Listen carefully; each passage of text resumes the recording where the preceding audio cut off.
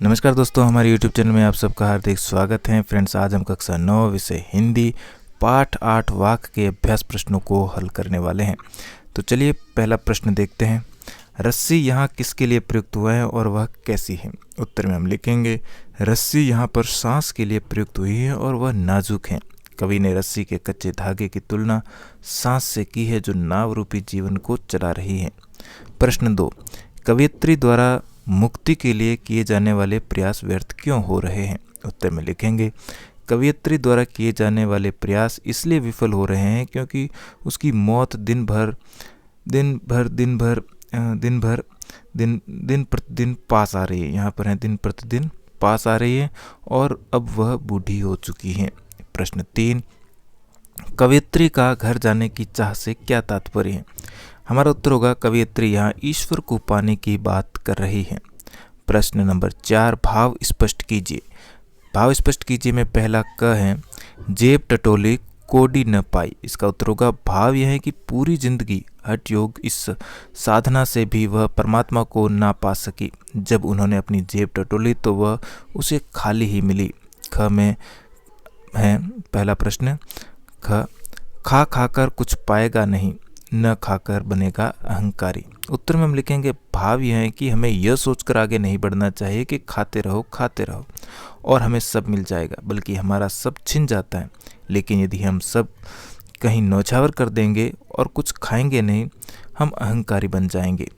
Friends, आगे बढ़े इससे पहले आपसे रिक्वेस्ट रहेगी कि अगर आपने मेरे चैनल को सब्सक्राइब नहीं किया तो चैनल को सब्सक्राइब करके बेल आइकन को प्रेस करें ताकि मेरे आने वाले सारे वीडियो आप तक आसानी से पहुंच सके। तो चलिए कंटिन्यू करते हैं प्रश्न नंबर 5 से।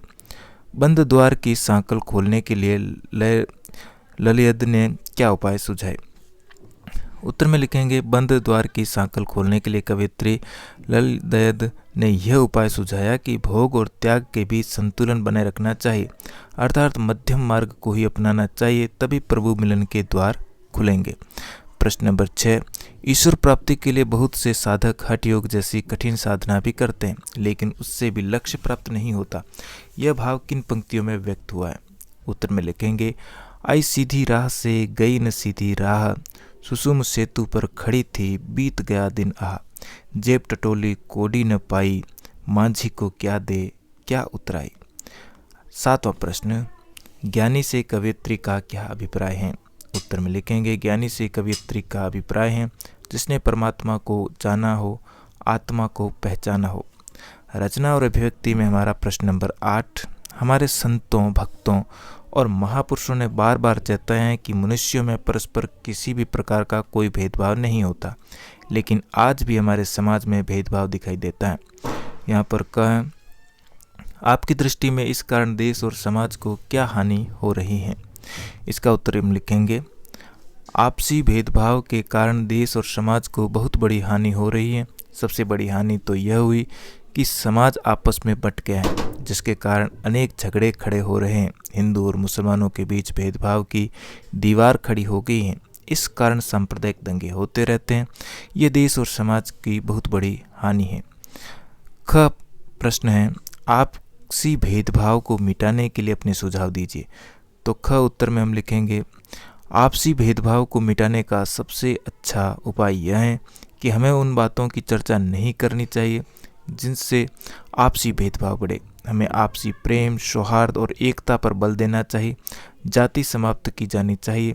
सभी संप्रदायों और धर्मों को बिना किसी भेदभाव के दूसरे के त्योहारों में मिलकर भाग लेना चाहिए। संक्षेप में इन उपायों से हमारी आपसी भेदभाव दूर हो सकती है।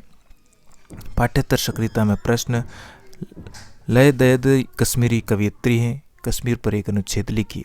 उत्तर में हम लिखेंगे, भारत की सबसे ऊपरी हिस्से पर स्थित जम्मू कश्मीर आज के समय एक पर्यटन स्थल भी बन चुका है, जहां पर लोग घूमने के लिए जाते हैं। हिमालय की पहाड़ियों में बसा यह एक अद्भुत सौंदर्य का प्रतीक है। कई लोग यहाँ ईश्वर की आस्था के लिए भी आते हैं। पर्यटक स्थल होने की वजह से कश्मीर में रहने वाले लोगों के लिए आजीविका का आधार बन गया है। पहाड़ियों के कारण जम्मू कश्मीर का परिवहन उबड़ खाबड़ है। इसके साथ ही हमारा पाठ यहीं पर समाप्त हुआ है। वीडियो अच्छा लगा तो लाइक, शेयर और चैनल पर पहली बार आए तो चैनल को सब्सक्राइब जरूर करें। मिलते इसी प्रकार के एक और वीडियो में। धन्यवाद।